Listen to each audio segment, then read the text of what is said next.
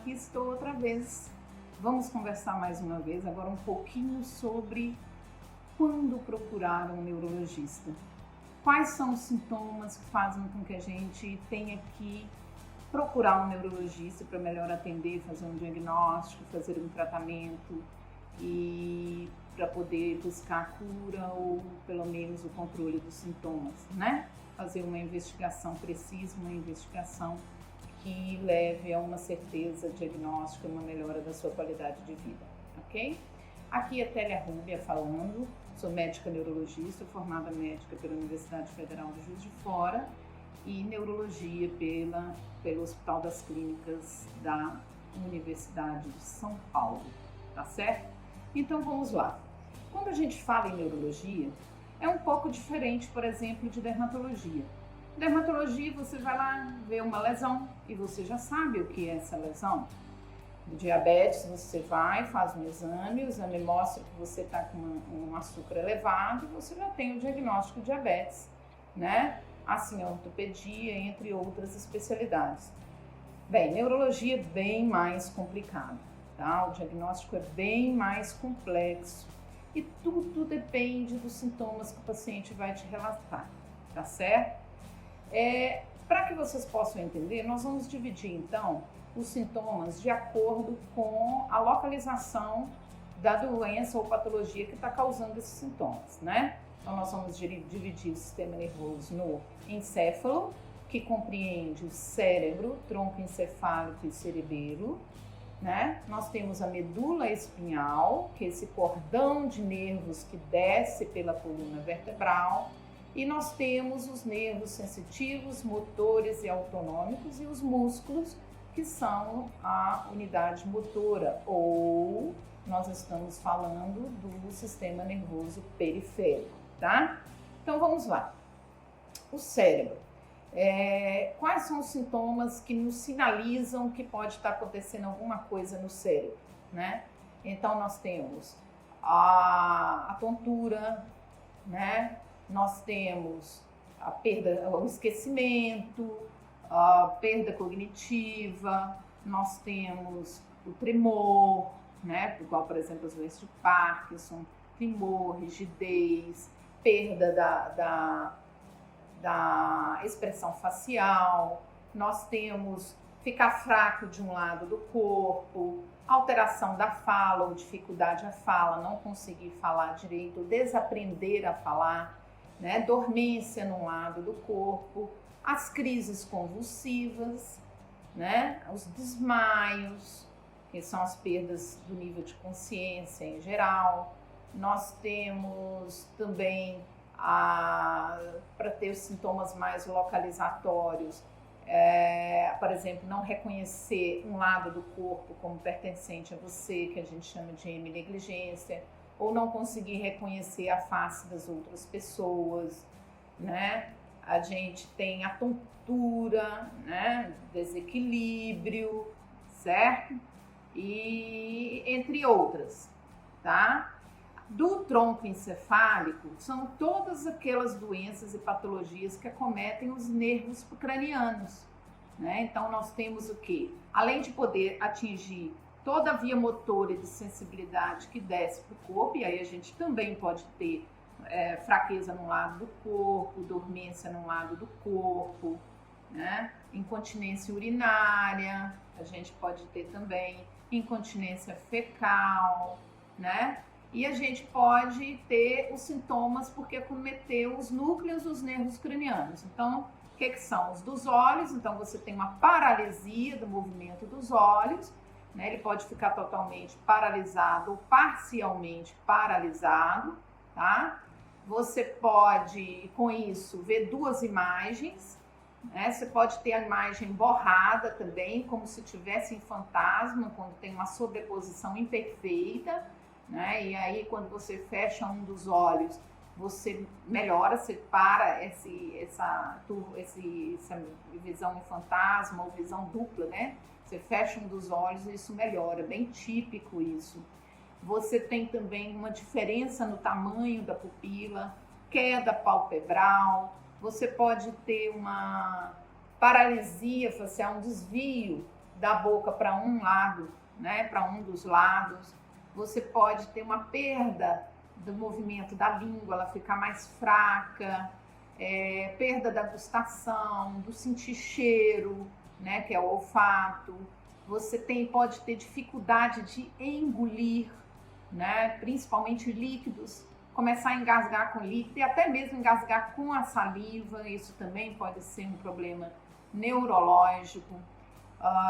Você pode ter zumbido no ouvido, uma diminuição de um lado só, um zumbido, diminuição da audição de um lado, tá? E, é claro, o estrabismo, né? Os olhos desviarem e perda da expressão facial, ok? O cerebelo é um órgão mais do equilíbrio, então, obviamente, tudo relacionado a equilíbrio, né? Então, você ficar andando como se estivesse bêbado, né? Ou você andar de perna mais aberta, que você não está conseguindo se equilibrar, uma dificuldade de andar cambaleando, uma dificuldade de coordenação, você não consegue pegar as coisas, principalmente se for de um lado só, né? Isso tudo também é indicação, né? Dificuldade de ficar em pé. Quando a gente vê a questão da medula espinhal, você pode ter também, só que dessa vez é o seguinte, é mais comum você ter paralisia, pode acontecer num lado só, mas é mais comum você ter nas duas pernas, ou nos dois braços, ou nos 4 membros. A gente fala paraparesia, né? Ou uma diminuição de sensibilidade até um nível, seja na barriga, seja no tórax, também é a questão da medula espinhal. Dores em choque, né? Porque algumas patologias compressivas podem dar dor em choque que desce para da medula até a perna, às vezes pode acontecer.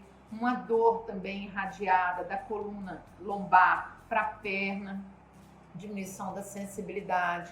Muitas vezes, dependendo da situação, você pode ficar com os membros duros, assim, difíceis de andar. Quando você pisa no chão, a perna pode pular, tá? Isso também são sintomas.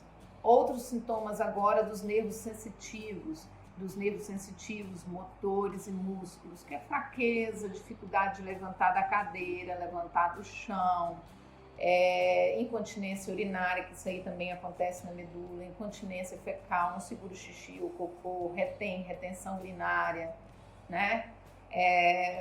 Perda da massa muscular, um membro vai ficando mais fino do que o outro, ou você pode também ter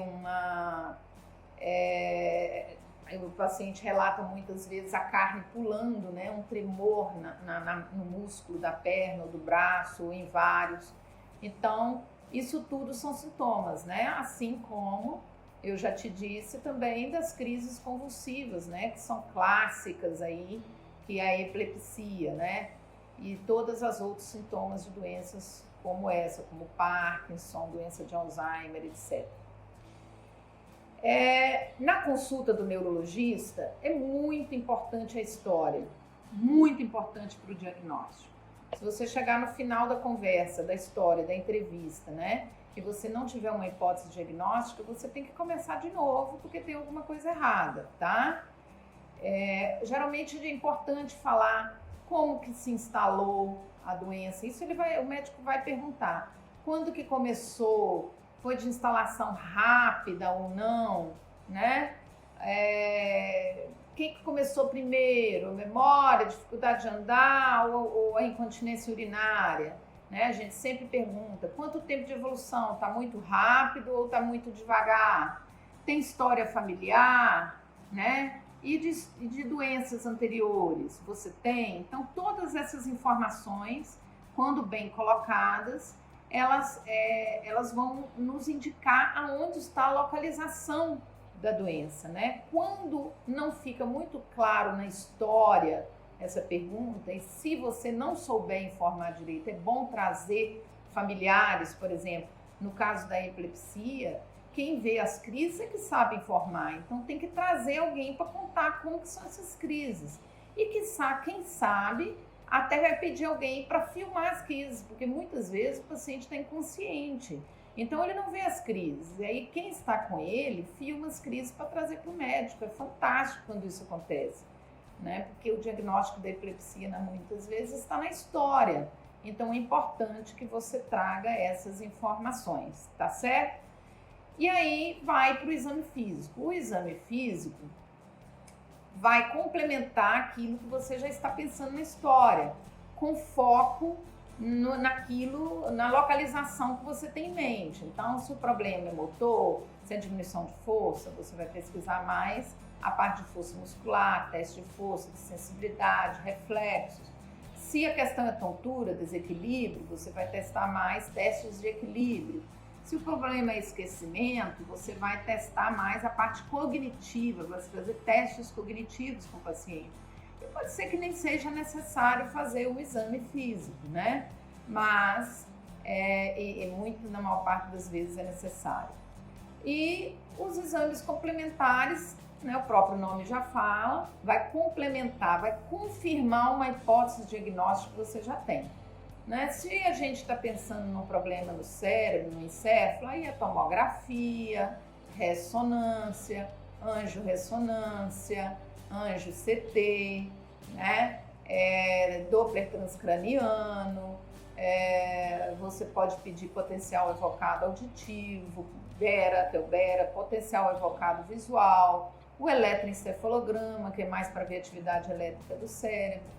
Mais raramente você pede o PECT, que é medicina nuclear, tá?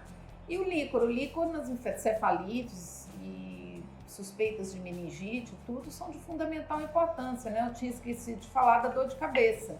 Dor de cabeça, febre, né? Tem que procurar um neurologista, né? Quando o problema está na medula espial, é a ressonância. Aí vai depender se você está localizando no pescoço, que é a coluna cervical, ou torácica, ou lombosacra. Aí você pede a ressonância de acordo com o nível que você acha que está a patologia, né? E você pode pedir também, no caso de nervos periféricos, o principal representante é a eletroneuromiografia, que vai estudar a condução dos nervos e se aquilo é uma patologia de nervo motor, de nervo de sensibilidade, qual a localização, qual o nervo acometido, né? Se é muscular, porque ele também estuda as doenças musculares. É de fundamental importância a eletroneuromiografia, né? Também é feito pelo neurologista, ok? Nós temos também exames de sangue. Para todas essas patologias a gente pode pedir marcadores, né? Pode pedir o líquor, para várias patologias de nervos periféricos, radiculopatias, mielopatias, para esclerose múltipla, para aí é tanta coisa, gente, que a gente pode pedir dependendo das doenças, tá certo? Mas tem doenças que não precisam de exame, como, por exemplo, a paralisia facial periférica. Tão óbvia a história, o exame, tá tão na cara que não precisa de exame para fazer, né? Uma crise convulsiva febril também, não precisa de exame.